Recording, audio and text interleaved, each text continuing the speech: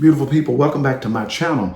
If you've been a part of my channel for any amount of time, you've seen me in a car that had red interior doing videos. I love that car. That's my Acura RDX A-Spec. Loved it. It wasn't perfect, but I loved it. But this is a new year. Touch your neighbor and say new thing. So I'm trying to get a new thing. So my thought process was, do I upgrade to a current Acura RDX A-Spec or try something equivalent? So I checked out what was equivalent and ran into a Genesis. It'll make you speak in tongues. My mind was blown. This car was phenomenal. So decision time. That's what this video is about. Miss RDX A-Spec versus Miss Genesis Advance. Who don't like a good old-fashioned cat fight? But this is a car fight. Who will win? Let's get ready to rumble! Let's get to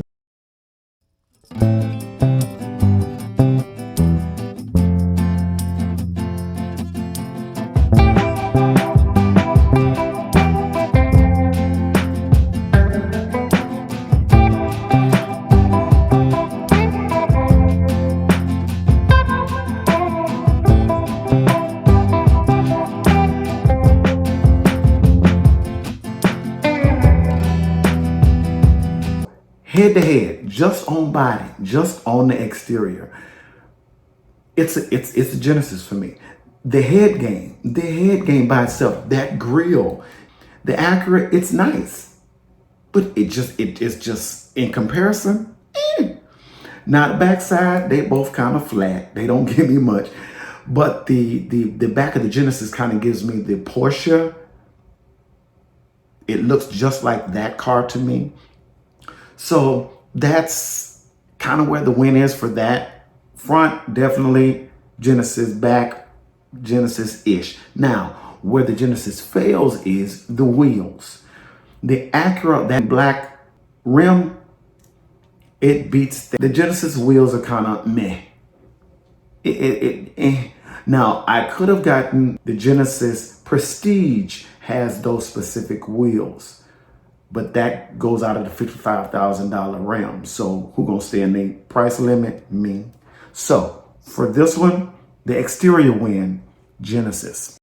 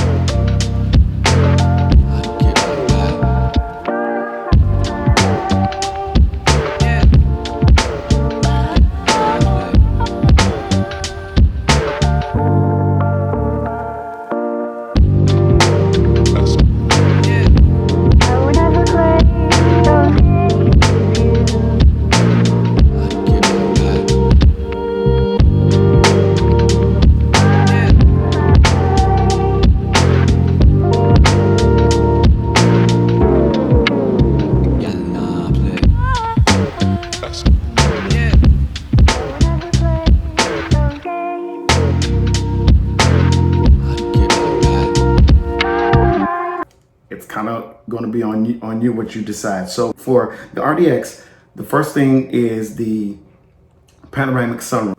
Genesis can't touch that. The red interior. Now, the red interior pops for me because I like red. That's a preference. The Genesis offers burgundy, cream, and black. There is a red, but that's in the Prestige model, which is $60,000 vehicle. The RDX has that black suede looking stuff. That's ventilation for the heated and cooled seats. So they win because the Genesis only has heated seats. Also, something you couldn't tell was that the RDX has wireless car charging. The Genesis does not. So you have to plug in your phone. With the Genesis, it has softer seats, it has reclining back seats, and it has a 12-inch screen. Now, I don't care what you say, size matters, and I'm a size person. So 12 inches versus 8, it's a no-brainer.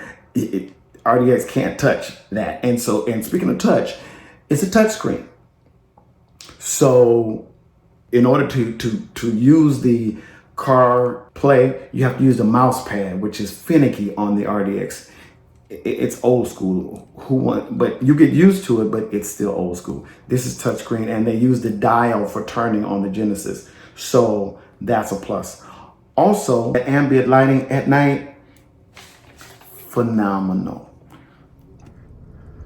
Now you can't tell me that is just not sexy.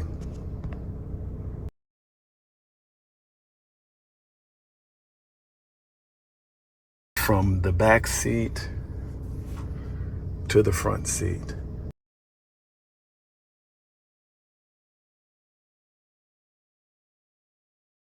One of the things I love about this is the 360 camera.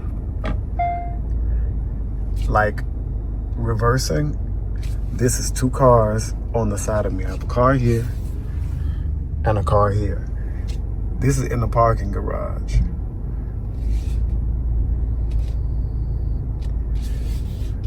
I mean, this takes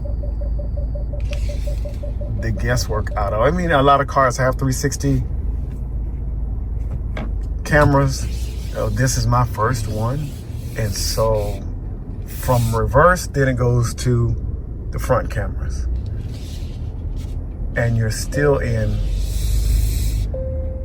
the 360 mode.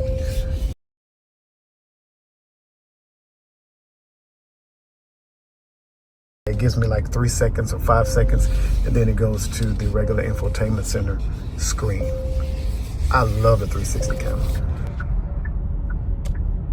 So there's no more whipping your head back and forth to check out your side view mirrors, because that's your side view mirror. So it takes some of the guesswork out of a lot of things.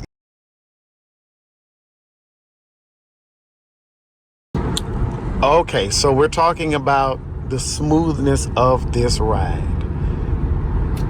I mean, number one, it's smooth. Number two, the lane assist is gentle but aggressive. In other words, the car can almost drive itself. It'll keep you in the lane. And if you're a busy person like most of us, we're putting on our makeup, we're doing texting, though you shouldn't be texting and driving, blah blah. It'll keep you in your lane. Like my hands are off, but it's keeping me in my lane.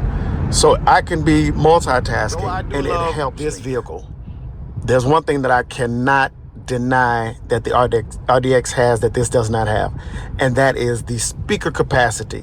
You cannot compare this sound to that one. That sound is amazing. You're more immersed in sound. So of course you get a surround sound. Unless you get, again, the Prestige. If I could afford it, I would have gotten a Prestige. It has better speakers and it's better sound. So for this, as far as sound, RDX is a win. But as far as comfort, you can't beat the Genesis. So it just depends. And then you have this. I mean, the touchscreen, that tech aspect blows the RDX's old school, small. I mean, size matters, and touchscreen matters. It does a lot in this. This tells you the weather. I mean, it gives you, the navigation itself is nice. It's a 3D navigation. Let's do Arena Theater. And as long as you're connected to your, and it has a hotspot in here. Let's do. The route guidance will start now. So the 3D aspect of this is so cool.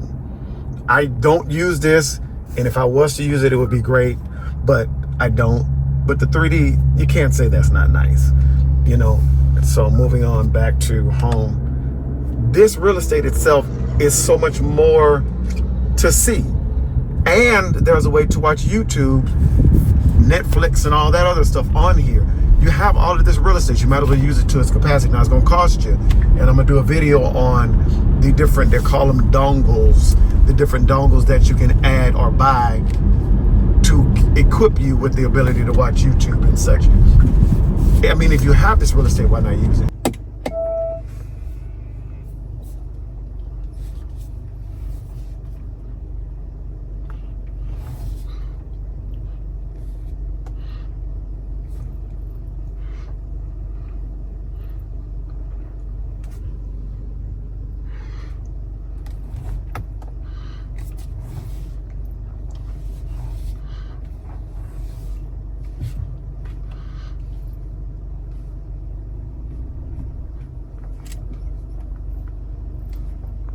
Okay, now, first, the road noise, how loud the interior is. You can hear almost everything outside of it. It's not very quiet at all.